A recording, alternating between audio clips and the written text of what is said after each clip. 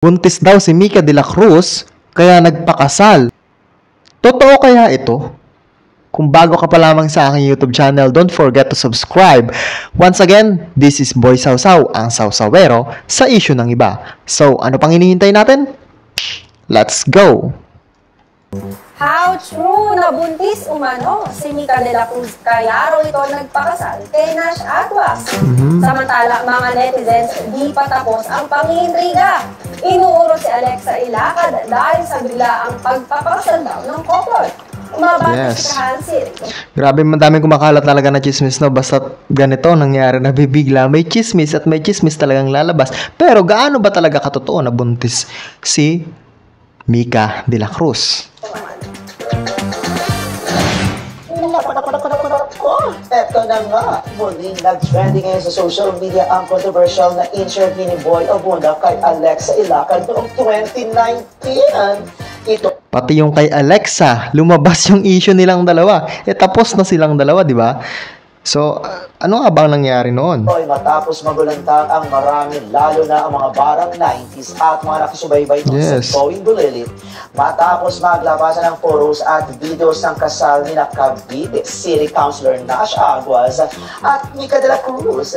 Sa nasabing interview kasi ay napasabi na lamang si Alexa ng "Where was I?" nang mabasa niyang mahal pa raw pala ng kanyang ex na si Nash, si Mika, sa loob ng 30 years. So, yan yung issue noon na nagba-viral ulit sa ngayon na nasaan nga daw si Alexa nung sa loob ng 13 years, sila pa nun.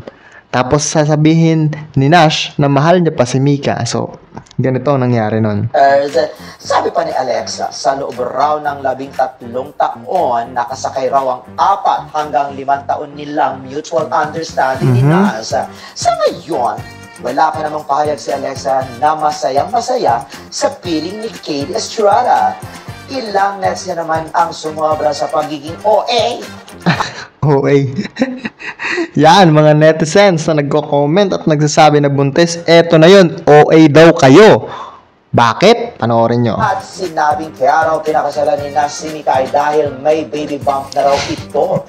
Wala pa namang kumpirmasyon mula sa newlyweds kung tutungang magkaka-baby na sila. Samantala, marami naman ang nagpaabot ng pagbati sa couple, kabilang ng ate ni Mika na si Angelica de la Cruz at kapwa dating child star na si Charlene San Pedro. Ito sila'y pumalay ang showbiz marites ng Abante Tabloid. Hoy, huwag niyong guluhin, no? Ayan.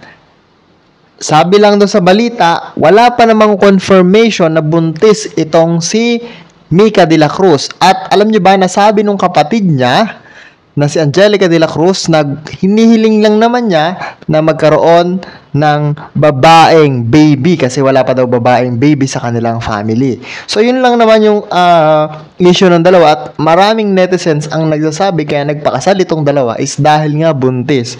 So, ang sabi sa balita, wala pa daw confirmation, meaning hindi totoo na buntis si Mika de la Cruz. Kaya yung mga nagpapakalat ng issue about sa buntis daw si Mika de la Cruz, tigil-tigilan nyo na yung ganyang chismis.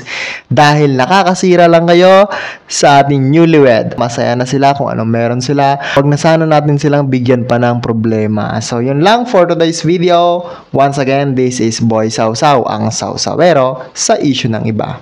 Thank you.